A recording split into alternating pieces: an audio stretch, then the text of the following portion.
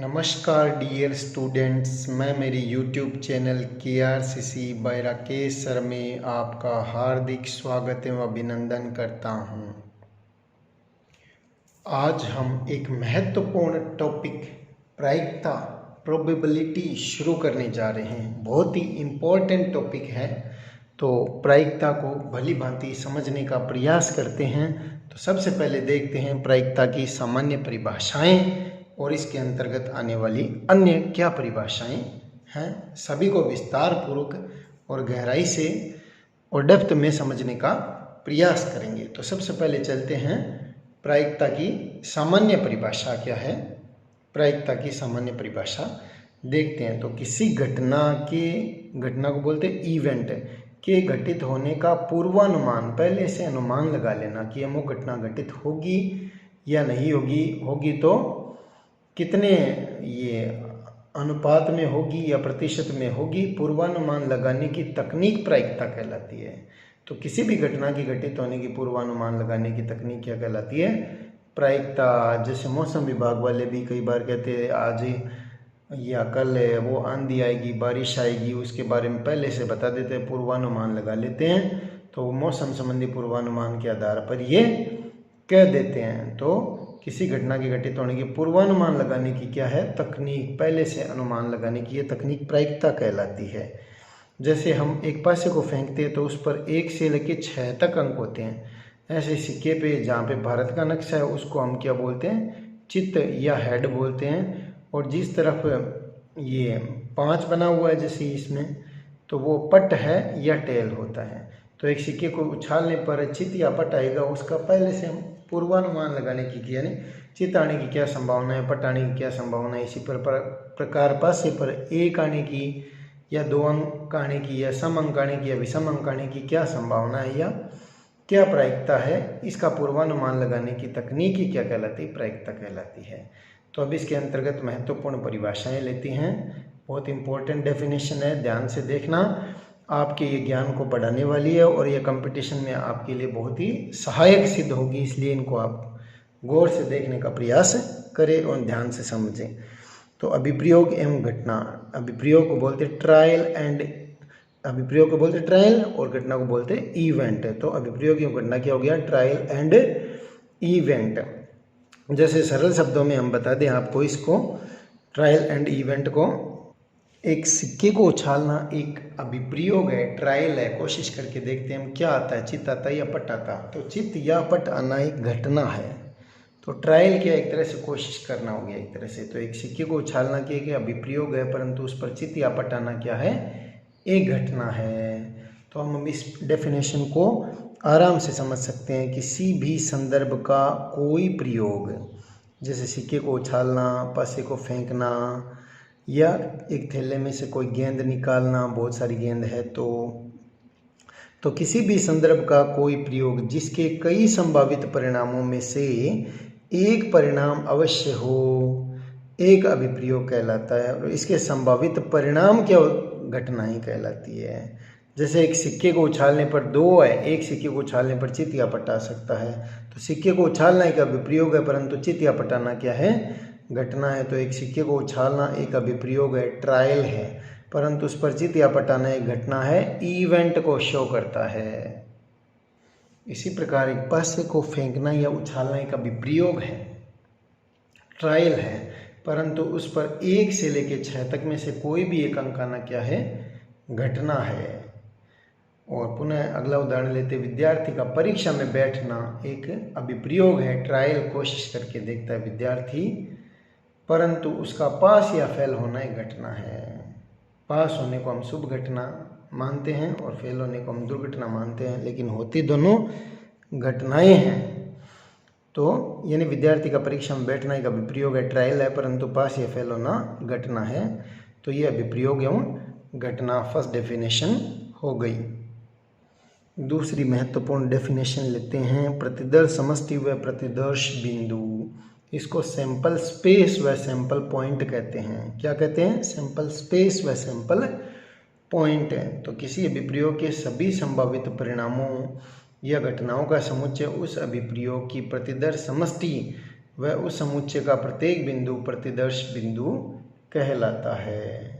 सरल शब्दों में हम समझ सकते हैं कि एक पासे को फेंकने पर टोटल कितनी घटनाएं होंगी अपने पास? 6। एक भी आ सकता है, दो भी आ सकता है, तीन भी आ सकता है, चार भी आ सकता है, पाँच भी आ सकता है, 6 भी आ सकता है। तो ये तो हो गई प्रतिदर्श समष्टि, और 1 से लेके 6 तक ये सारे हो गए प्रतिदर्श बिंदु। तो सैंपल, जैसे हम बाज़ार में जाते हैं तो कोई भी चीज़ का हम क्या देखते हैं? पहले सैंपल देखते हैं। जैसे कपड़े की दुकान में देखते हैं तो हमें कोई कपड़ा पसंद आता है तो पहले उसका सैंपल देखते हैं। तो पूरी दुकान क्या हो गई आपकी? कपड़े की पूरी दुकान हो गई सैंपल स्पेस, और कपड़े का टुकड़ा क्या हो गया? उसका एक सैंपल पॉइंट हो गया एक तरह से। इसी प्रकार एक पासे को फेंकने पर क्या 1 से 6 तक वो क्या हो गया? उनका समुच्चय सैंपल स्पेस हो गया, और उसमें से कोई भी एक 2 3 4 5 या 6 क्या हो गया? प्रतिदर्श बिंदु हो गया। जैसे यहाँ पे उदाहरण दिया हुआ है, एक सिक्के को उछालने की प्रतिदर्श समष्टि है। तो एक सिक्के पर चित्त भी आ सकता है और पट भी आ सकता है। चित्त किसे कहेंगे हम? जहाँ पे चित्त है वो भारत के नक्शे वाला हिस्सा है, वो चित्त कहलाता है। और पट है जिस तरफ पैसा ये 2 लिखा हुआ है वो पट है, और इसका दूसरी तरफ वाला हिस्सा क्या कहलाता है? हेड या चित्त कहलाता है। तो एक सिक्के को उछालने पर एक प्रतिदर्श समष्टि को, इसको S1 लिख दिया, HT, ये 2 आ सकता है। तो ये इसकी प्रतिदर्श समष्टि हो गई, ये H प्रतिदर्श बिंदु हो गया, और TB क्या हो गया? प्रतिदर्श बिंदु। अब हम प्रतिदर्श समष्टि व प्रतिदर्श बिंदु पर विस्तार पूर्वक चर्चा करते हैं। जैसे हम सिक्के को लेते हैं तो सिक्के की प्रतिदर्श समष्टि व प्रतिदर्श बिंदु बनाते हैं। तो इसमें एक सिक्का लेते हैं सबसे पहले। तो एक सिक्के से प्रतिदर्श संबंधित प्रतिदर्श समष्टि को हमने S1 से लिख दिया, तो उसमें क्या आ सकता है? H और T आ सकता है। तो चित्त को हम क्या कहेंगे? हेड। ये चित्त भारत का नक्शा है, उसको हेड बोलेंगे। हेड पहला अक्षर H लिख देते हैं, और पट को क्या बोलेंगे? टेल, TAIL, तो T से लिख देते हैं। तो इसमें NS1 यानी कुल अवयवों की संख्या, नंबर ऑफ S1 में अवयव की संख्या कितनी हुई? 2 की घात 1 लगा देते हैं। 2 अवयव हैं, 2 की घात 1, क्योंकि एक सिक्के में कितने पहलू होते हैं? चित्त और पट 2 होते हैं। तो 2 और सिक्का कितना? 1, तो 2 की घात 1 अर्थात 2 हो गई। तो इस प्रतिदर्श समष्टि में कुल कितने प्रतिदर्श बिंदु हो गए? 2 हो गए। इसी प्रकार हम 2 सिक्के लेते हैं। तो पहला सिक्का मान लीजिए 1 रुपये का, उस पर H और T आ सकता है, हेड और टेल। दूसरा सिक्का 2 रुपये का, उस पर भी H और T आ सकता है। अब दोनों सिक्के एक साथ उछाल दिए, या एक सिक्के को 2 बार उछाला, दोनों एक ही बात है। तो क्या क्या संभावनाएं बन सकती है? पहले अब इसको सरलता से समझने के लिए HT ऐसे लिख देते हैं, पहला सिक्का और ये दूसरा सिक्का है। अब H के साथ आएगा तो HH बन जाएगा, और HT के साथ आएगा तो HT, और TH के साथ TH, और फिर TT बन जाएगा। या इसे आप ऐसे समझ सकते हैं कि 1 रुपये वाले सिक्के पर H आ गया, 2 रुपये वाले पे भी H आ गया। या ऐसे कह सकते हैं 1 रुपये वाले पे H आ गया, 2 रुपये वाले पे T आ गया, और 1 रुपये वाले पे T आ गया, और 2 रुपये वाले सिक्के पर क्या आ गया? H आ गया, और दोनों पे क्या गया? TT आ गया। तो कुल 2 सिक्के उछालने पर, एक साथ 2 सिक्के उछालें या एक सिक्के को 2 बार उछालें, तो प्रतिदर्श समष्टि में कुल प्रतिदर्श समष्टि में प्रतिदर्श बिंदु कितने होंगे? 4 या 4 घटनाएं होगी। प्रत्येक यानी प्रतिदर्श समष्टि का प्रत्येक प्रतिदर्श बिंदु एक घटना को व्यक्त करता है। किसको व्यक्त करता है? एक घटना को व्यक्त करता है। अब इसमें नंबर ऑफ S2 में अवयवों की संख्या कितनी होगी, या ऑर्डर ऑफ S2 भी बोलते हैं। तो एक सिक्के में 2 पहलू होते हैं, चित्त और पट। तो 2 और कितने सिक्के उछाले हमने यहाँ पे? 2, तो 2 की घात 2 बराबर कितने आ गए? 4 आ गए। अब इसी प्रकार हम लेते हैं 3 सिक्के। तो पहले सिक्के में HT, दूसरे सिक्के में HT, और तीसरे सिक्के में भी HT। 1 रुपया, 2 रुपये और 5 रुपये का सिक्का मान लीजिए, तो इसमें भी HT हेड टेल आ सकता है, हेड टेल। अब 3 सिक्कों को एक साथ उछाल रहे हैं, तो पहले सिक्के पे हेड टेल, दूसरे पे भी हेड टेल, और तीसरे पे भी हेड टेल है। अब 2 सिक्कों के बारे में चर्चा कर चुके हैं, तो उनकी रख देते हैं HH, ऊपर से रख देते हैं S2 का मान HH, HT, TH और TT रख देते हैं। फिर ये HT पड़ा है, तो HH इस H के साथ जाएगा तो HH हो गया। फिर HH इस T के साथ जाएगा तो H, ये पहले ऐसे लिखा हमने HTH लिखा है। बात है कि ये 4 इस 2 से मल्टीप्लाई होंगे भाई, कि ये 4 है वो पहले इस h से होंगे तो 4 घटनाएँ आ जाएगी 3, और ये 4 है वो इससे भी मल्टीप्लाई हुए हैं तो यहाँ पर भी 4 हो जाएंगे, टोटल 8 आएंगे। तो h से हो गए तो h आएगा और h आ जाएगा। फिर ये लिया हुआ है अपने पास है t, ये अपना लिया हुआ है THH लिया हुआ है। तो ध्यान से देखिए, इसमें पहले ये से लिया हुआ है H के साथ H ले लिया, फिर HT के साथ H ले लिया तो ये HTH आ गया, फिर THH आ गया THH, फिर TT के साथ में भी क्या ले लिया, H ले लिया। इसी प्रकार हम इसके साथ ये ले सकते हैं HHT, फिर HTT, फिर THT ले सकते हैं, फिर TTT ले लिया। अब इसको ऐसे भी लिखा जा सकता है कि पहले सिक्के पे बड़ी चित आ गया, दूसरे पे भी चित आ गया और तीसरे पे भी चित आ गया। अब पहले 1 रुपये वाले पे चित आ गया, 2 रुपये वाले पे भी चित है और 5 रुपये वाले पे क्या आ गया, पट आ गया। अब इस पट को घुमाइए तो HTH, यानी बीच में ले लो T को, फिर यहाँ पे ले लीजिए THH। अब इसी प्रकार एक पट है ना तो 2 पट आ सकते हैं HTT। अब इस H को घुमाइए तो ये H बीच में आ सकता है THT और TTH, और तीनों पट आ सकते हैं।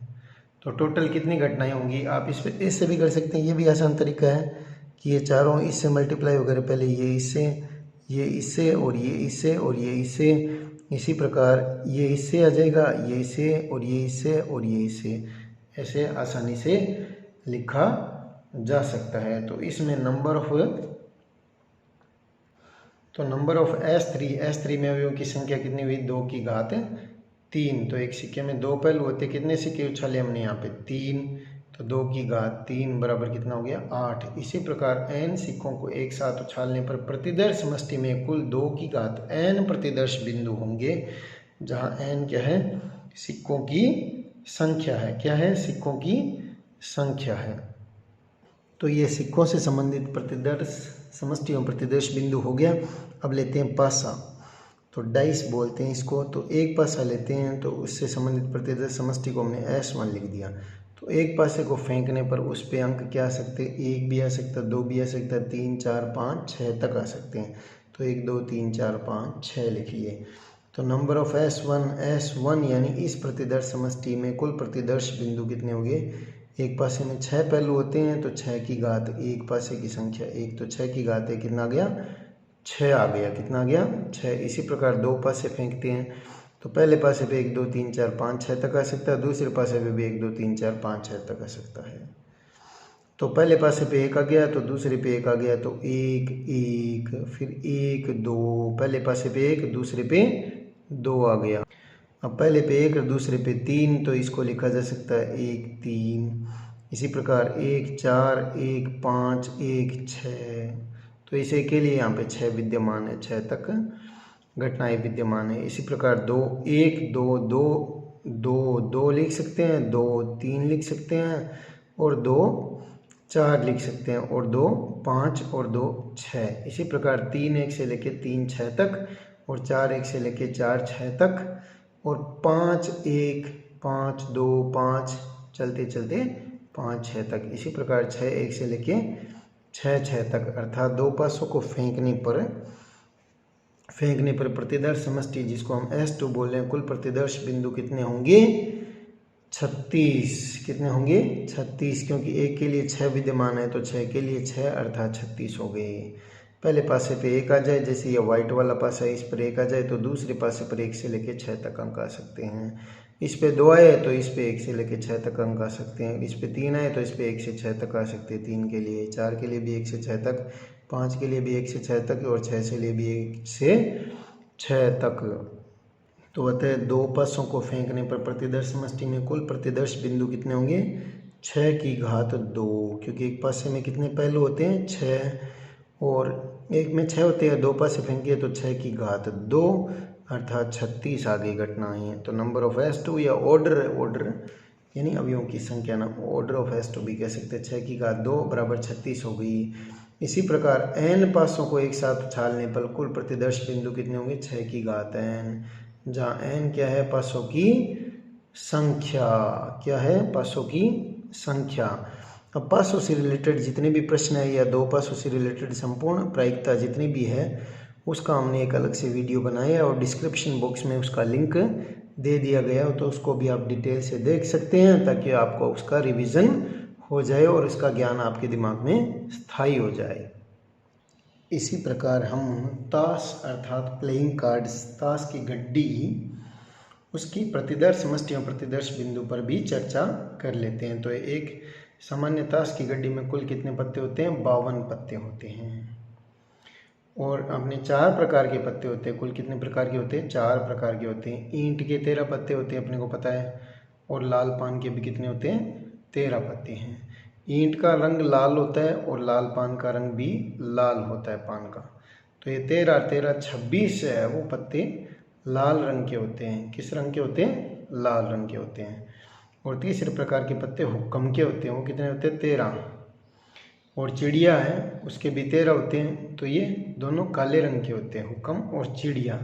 तो कुल 26।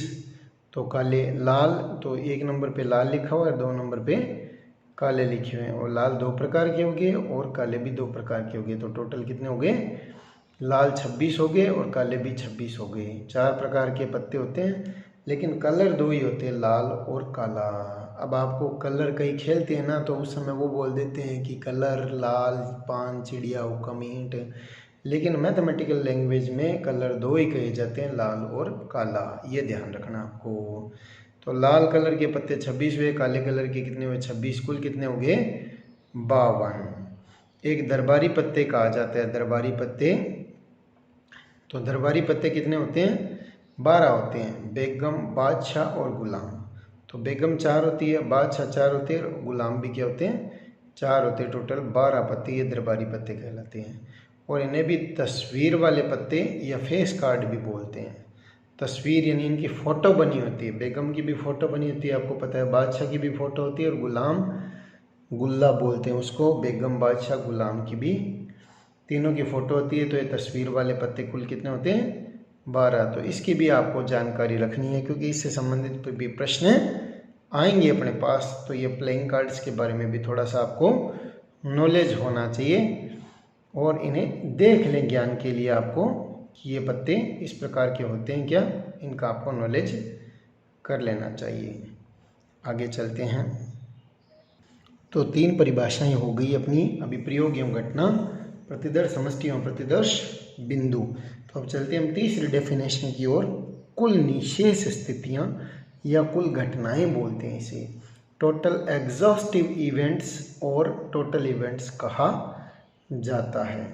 निशेष स्थितियां या कुल घटनाएं कहते हैं। तो टोटल एग्जॉस्टिव इवेंट्स और टोटल इवेंट्स भी कहते हैं।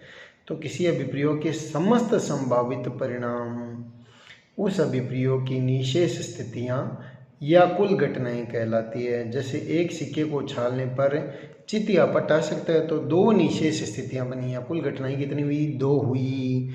इसी प्रकार एक पासे को फेंके तो कुल निशेष स्थितियां कितनी होगी अपने पास? 6 होगी। 1 2 3 4 5 6 तक आ सकता है। और ताश की गड्डी में से एक पत्ता खींचे आपने तो कुल निशेष स्थितियां 52 बनेगी, और 2 पत्ते खींचे तो कुल निशेष स्थितियां 52C2 बनेगी। तो इसके बारे में भी चर्चा करेंगे। तो ये हो गई निशेष स्थितियां। तो एक सिक्के को उछालने पर निशेष स्थितियां कितनी होगी अपने पास? 2 होगी। और 2 सिक्के को उछालने पर 2 की घात 2 4 होती है। और 3 सिक्के को उछालने पर निशेष स्थितियां कितनी होती है अपने पास? तो प्रतिदर्श समष्टि या कुल प्रतिदर्श बिंदु ही एक तरह से निशेष स्थितियों को व्यक्त करते हैं, यह ध्यान रखिए। तो 2 पासों को फेंकने पर कुल कितनी निशेष स्थितियां होगी अपने पास? 36। इसी प्रकार अगर हम 3 पासे फेंके तो 6 की घात 3 अर्थात 216 निशेष स्थितियां बनेगी। तो ये होगी अपनी निशेष स्थितियां या कुल घटनाएं, या डेफिनेशन हो गई। चलते हैं 4th डेफिनेशन की तरफ। यादृच्छिक प्रयोग या रैंडम एक्सपेरिमेंट किसे कहते हैं? तो यादृच्छिक या रैंडम एक्सपेरिमेंट क्या है? अब देखो, किसी अभिप्रयोग के समस्त संभावित परिणाम पूर्व से ज्ञात हो, परंतु किसी भी घटना की घटित होने में कि अमुक परिणाम ही घटित होगा, यह पहले से नहीं बताया जा सकता, तब उस घटना से संबंधित प्रयोग या एक्सपेरिमेंट यादृच्छिक प्रयोग या विप्रयोग कहलाता है, रैंडम एक्सपेरिमेंट कहलाता है। जैसे कि हमें पता है कि एक सिक्के को उछालने पर दो ही घटनाएं होती है, चित्त और पट, लेकिन हम यह नहीं बता सकते निश्चित रूप से कि चित्त ही आएगा, पट ही आएगा, यह नहीं कहा जा सकता। इसी प्रकार एक पासे को फेंकने पर 1 2 3 4 5 6 तक कोई भी अंक आ सकता है, लेकिन हम यह निश्चित रूप से नहीं कह सकते 1 ही आएगा या 6 ही आएगा, तो इसके बारे में पहले से नहीं बता सकते। तो इस प्रकार के एक्सपेरिमेंट या रैंडम अपनी मर्जी के अनुसार आने वाले, तो पासे को न्याय पासा कहा जाता है, सिक्के को भी न्याय सिक्का कहा जाता है या फेयर कॉइन कहा जाता है। ठीक है, तो ये डेफिनेशन हो गई अपनी यादृच्छिक प्रयोग।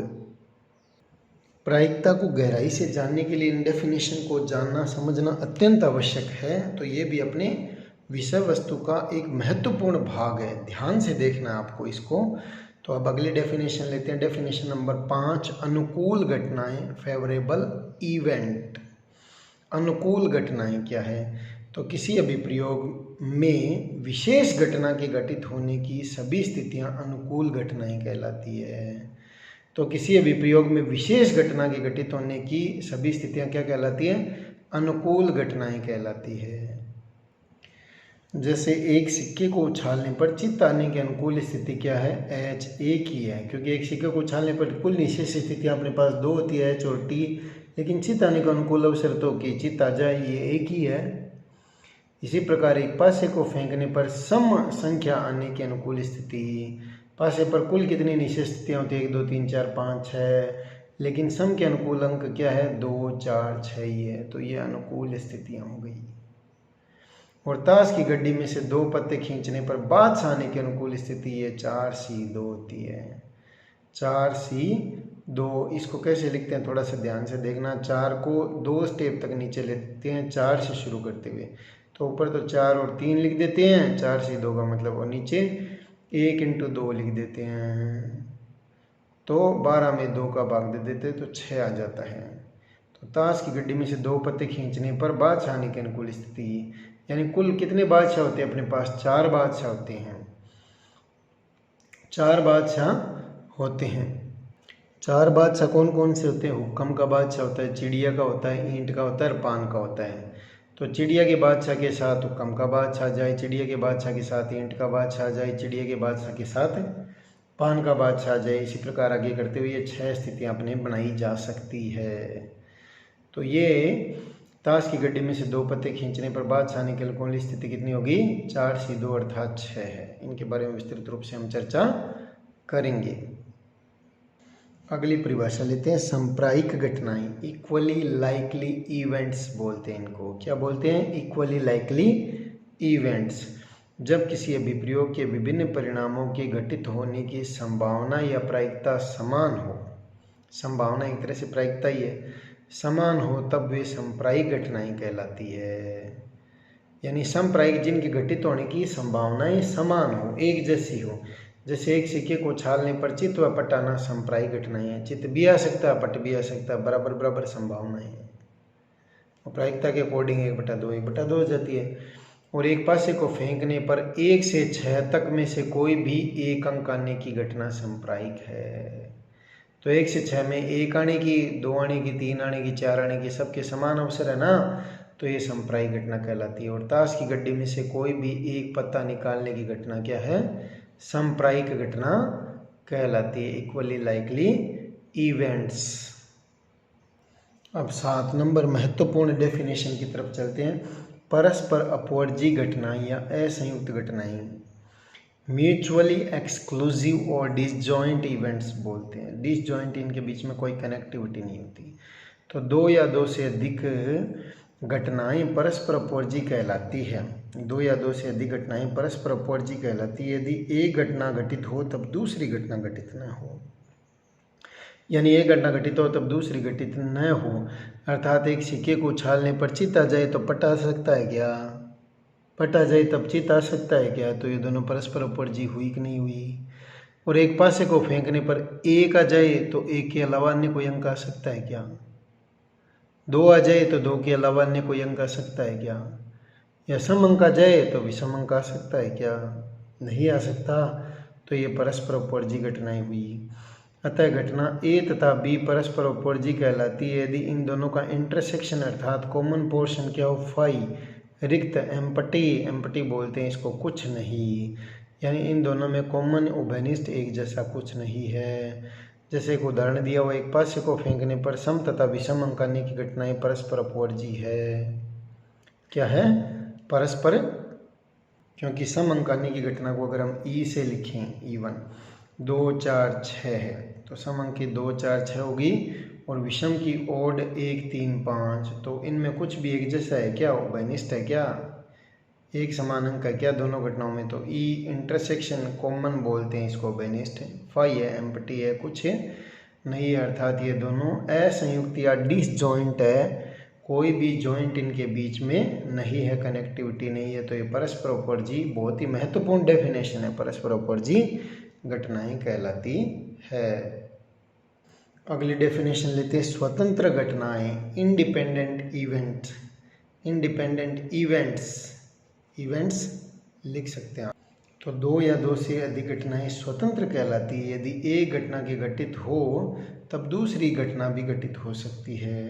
अर्थात एक घटना के घटित होने का प्रभाव दूसरी घटना पर न पड़े। यानी एक घटना घटित हो तब दूसरी भी घटित हो सकती है, एक घटना घटित हो तब दूसरी घटित हो या न हो ये आवश्यक नहीं है, तो भी ये स्वतंत्र घटनाएं कहलाएगी।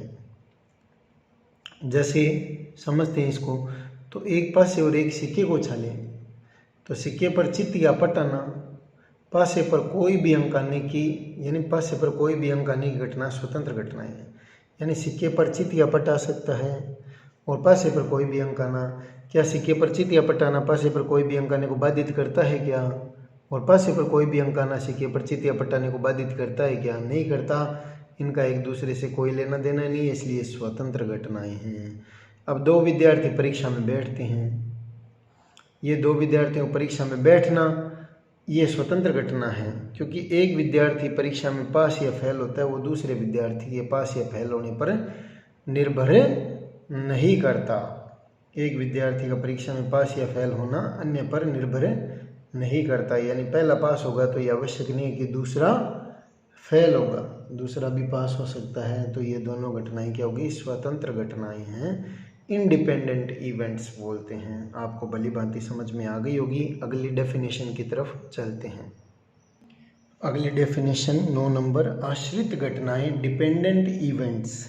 यदि एक घटना की घटित होने का प्रभाव शेष घटनाओं पर आंशिक या पूर्ण रूप से पड़ता है, अर्थात प्रभाव डालता है, तो उन्हें आश्रित घटनाएं कहते हैं। जैसे एक थैले में 5 लाल और 5 काली कुल 10 गेंद हैं, कुल 10 गेंद हैं तथा बिना प्रतिस्थापन के 2 लाल गेंद निकालने की घटना आश्रित घटना कहलाती है। बिना प्रतिस्थापन यानी वापिस रखे 2 लाल गेंद निकालने की, तो पहली बार हम लाल गेंद निकालेंगे तो 5 में से निकलेगी, टोटल हाथ तो 10 में जाएगा, और अगर वो 5 में से निकलेगी तब लाल आएगी। फिर दूसरी बार लाल वापस डालनी नहीं है तो लाल गेंद कितनी बची? 4। तो ये आश्रित हो गई ना, डिपेंडेंट है, तो इस बार कितनी हो जाएगी? 4 4 में से निकलेगी। तो 2 लाल गेंद निकालना क्या है? आश्रित घटनाएं कहलाती है। प्रतिस्थापन नहीं किया, वापिस गेंद को वापिस नहीं डाला, तो कुल बॉल पहले 10 थी, बाद में 9 हो जाएगी, क्योंकि एक बॉल लाल बॉल निकल चुकी होगी। तो इस कारण ये कौन सी घटना कहलाएगी? आश्रित घटना कहलाएगी। अब देखते हैं मिश्र घटनाएं, 10 नंबर डेफिनेशन, मिश्र घटनाएं, इसको कंपाउंड इवेंट कहते हैं। क्या कहते हैं? Compound event. तो 2 या 2 से अधिक घटनाएं एक साथ घटित हो तब वे मिश्र घटनाएं कहलाती है। जैसे 2 थैलों, 2 बैग्स है अपने पास, 2 थैलों में कुछ लाल व कुछ काली गेंद है, ठीक है। 2 थैले हैं अपने पास, कितने हैं? दोनों में कुछ लाल और कुछ काली गेंद है। तब किसी एक थैले का चुनाव करके चुने हुए थैले में से लाल गेंद निकालना मिश्र घटनाएं हैं। क्योंकि यहाँ पे दो दो घटनाएं एक साथ घटित हो रही है। पहले हमें एक थैले का चुनाव करना है और चुने हुए थैले में से गेंद निकालना है, यहाँ पर लाल गेंद निकालना है। तो यहाँ पर दो घटनाएं एक साथ घटित हो रही है, पहले थैले का चुनाव और दूसरा चुने हुए थैले में से लाल गेंद निकालना। तो दो घटनाएं साथ में घटित हो रही है, तो दो या दो से अधिक घटनाएं एक साथ घटित हो तो कौन सी घटना कहलाती है? मिश्र घटनाएं कहलाती है। तो ये मिश्र घटनाएं इसकी डेफिनेशन हो गई। अब हम इन परिभाषाओं के पश्चात आगे के टॉपिक में चलते हैं। प्रायिकता की गणितीय परिभाषा, मैथमेटिकल डेफिनेशन ऑफ प्रोबेबिलिटी। प्रायिकता की गणितीय परिभाषा। तो किसी घटना ए, कोई घटना ए मान लेते हैं, तो किसी घटना ए के लिए एन क्या है? निशेष स्थितियों को हम एन से लिखेंगे। एन निशेष और परस्पर अपवर्जी तथा संप्रायिक स्थितियां हो, परस्पर अपवर्जी और संप्रायिक स्थितियां हो, और जिनमें से एम स्थितियां उनके अनुकूल हो। तो अनुकूल स्थितियों को किससे लिखेंगे? एम से। तब घटना ए के घटित होने की प्रायिकता, प्रोबेबिलिटी ऑफ इवेंट ए बराबर घटना ए की अनुकूल स्थितियां बटा घटना ए की निशेष स्थितियां, यानी उस अभिप्रयोग की निशेष स्थितियां है ये। घटना ए की अनुकूल स्थितियां बटा उस अभिप्रयोग की निशेष स्थितियां। तो एम बटा एन ये प्रायिकता का मैथमेटिकल डेफिनेशन हो गई। तो किसी घटना ए के घटित होने की प्रायिकता घटना ए की अनुकूल स्थितियां, जिसको हम एम से लिखेंगे, और उस अभिप्रयोग की निशेष स्थितियां, टोटल एग्जॉस्टिव इवेंट्स या कुल घटनाएं बोलते हैं, इनको हम एन से लिखेंगे।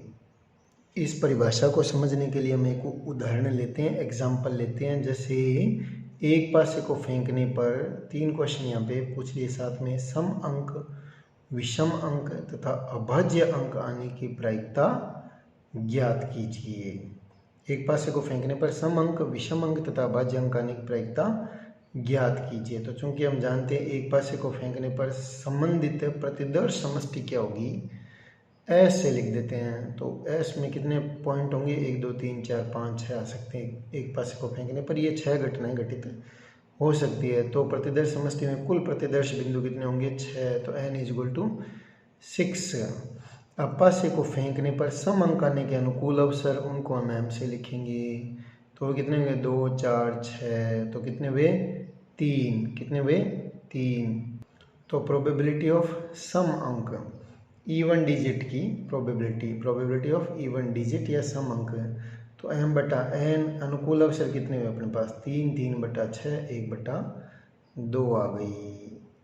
इसी प्रकार विषम अंक आने के अनुकूल अवसर m बराबर कितने होंगे? 3। कौन कौन से? 1 3 और 5। 3 विषम संख्या होती है 1 से 6 तक में। तो प्रोबेबिलिटी ऑफ विषम अंक यानी ओ डिजिट्स, तो m बटा n। 3 बटा 6 1 बटा 2। और इसी प्रकार नंबर 3 में करें अभाज्य अंक के अनुकूल अवसर। तो अभाज्य कौन कौन से होंगे? 1 से 6 तक में कौन कौन सी संख्या होंगे? भाज्य 2 3 और 5। कौन कौन सी? 2 3 और 5। तो अभाज्य अंक की प्रोबेबिलिटी क्या होगी? 3 बटा 6 अर्थात 1 बटा 2। तो सम विषम अभाज्य सभी की प्रोबेबिलिटी क्या हुई? 1 बटा 2 हुई। अब प्रायिकता से संबंधित महत्वपूर्ण बिंदु लेते हैं। इम्पोर्टेंट पॉइंट्स है, किसी घटना की घटित होने की प्रायिकता प्लस उस घटना के नहीं घटित होने की प्रायिकताओं का जोड़ कितना होता है? सदैव 1 होता है। कितना होता है? 1। इसको ऐसे लिखते हैं, P घटित होने की प्रायिकता या किसी घटना के घटित होने की घटना को हम A ले लें तो उसकी प्रोबेबिलिटी PA, और उसके नहीं घटित होने की घटना को हम A नहीं कह दें या A बार से भी लिखते हैं PA नहीं, तो इन दोनों का योग कितना होगा? 1 है। तो PA plus PA bar, A बार किसको व्यक्त करता है? A नहीं, A के नहीं होने को व्यक्त करता है। PA बार बराबर 1। जैसे चित्त आने की प्रायिकता, एक सिक्के को उछालने पर चित्त आने की प्रायिकता कितनी होगी? 1 बटा 2।